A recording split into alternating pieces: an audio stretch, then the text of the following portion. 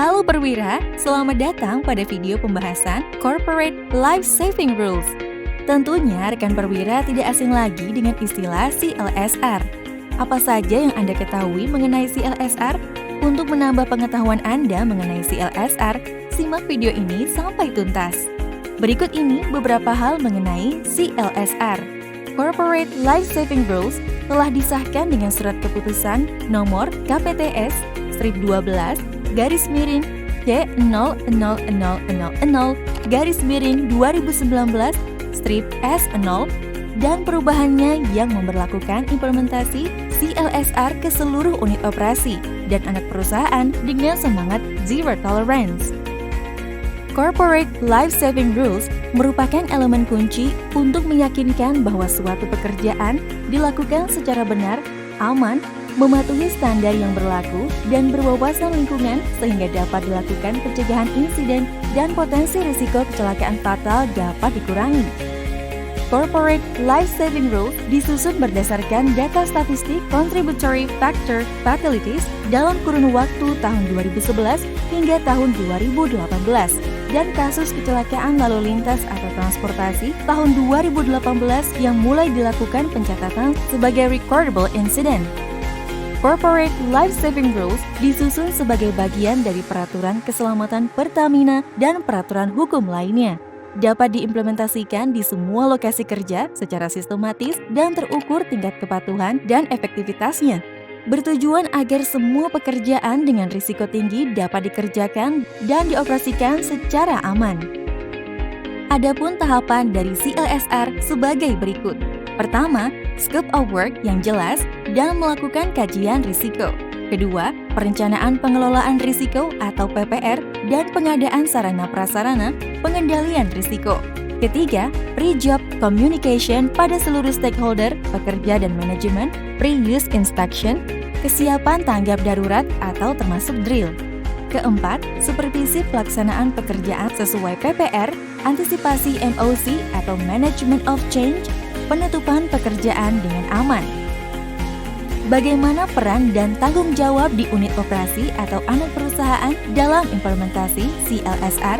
Jabatan GM atau setara dan lini manajemen memiliki peran dan tanggung jawab sebagai berikut, yaitu penanggung jawab implementasi konsekuensi atas pelanggaran praktek Corporate Life Saving Rules secara berjenjang atau mengacu pada SK Dirut Pertamina nomor KPTS strip 47 garis miring C00000 garis miring 2018 strip S0 tentang pengelolaan HSSE di lingkungan PT Pertamina Persero dan atau perubahannya. Jabatan manajer HSSE memiliki peran dan tanggung jawab sebagai berikut, yaitu melakukan sosialisasi, inspeksi kepatuhan, dan evaluasi implementasi Corporate Life Saving Rules.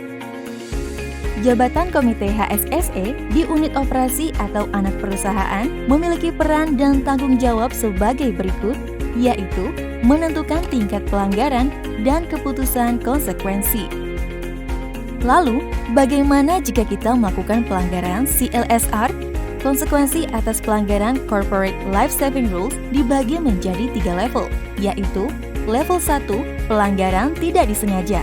Konsekuensi yang diterima peringatan dan refreshing training. Level 2, mengetahui tetapi tetap melanggar. Konsekuensi yang diterima dikeluarkan sementara dari lokasi kerja. Level 3, pelanggar berulang. Konsekuensi yang diterima dikeluarkan permanen dari lokasi kerja. Nah, rekan perwira, berikut ini merupakan elemen-elemen penting dalam Corporate Life Saving Rules, di antaranya 1. Tools and Equipment. 2. Safe Zone Position. 3. Permit to Work. 4. Isolation. 5. Confined Space. 6. Lifting Operation. 7. Fit to Work. 8. Working at Height. 9. Personal Flotation Device. 10. System Override. 11. Asset Integrity. 12. Driving Safety. Tools and Equipment.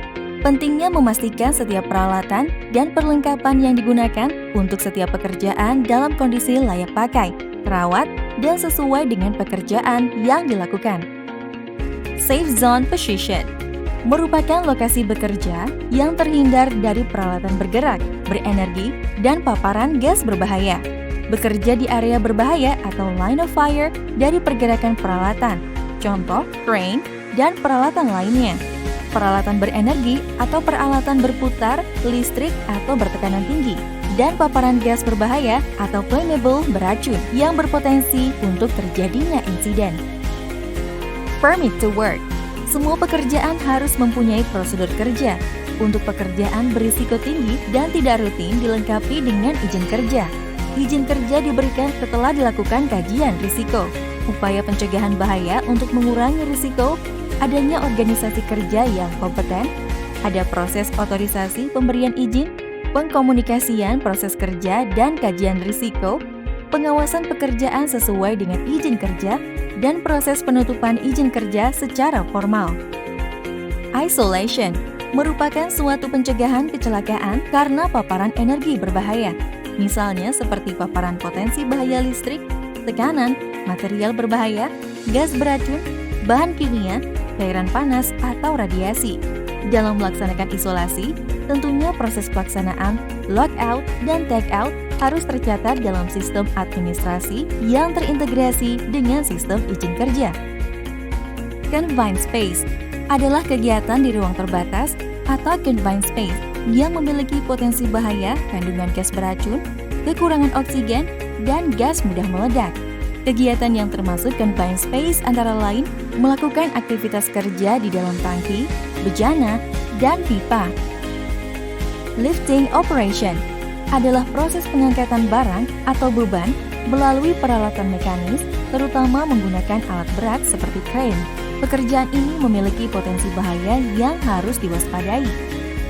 Fit to work adalah pelaksana pekerjaan dalam kondisi kesehatan yang prima dan mampu melaksanakan pekerjaan sesuai beban kerjanya. Tingkat kesehatan pekerja dapat berdampak terhadap keselamatan dalam pelaksanaan pekerjaan. Working at height.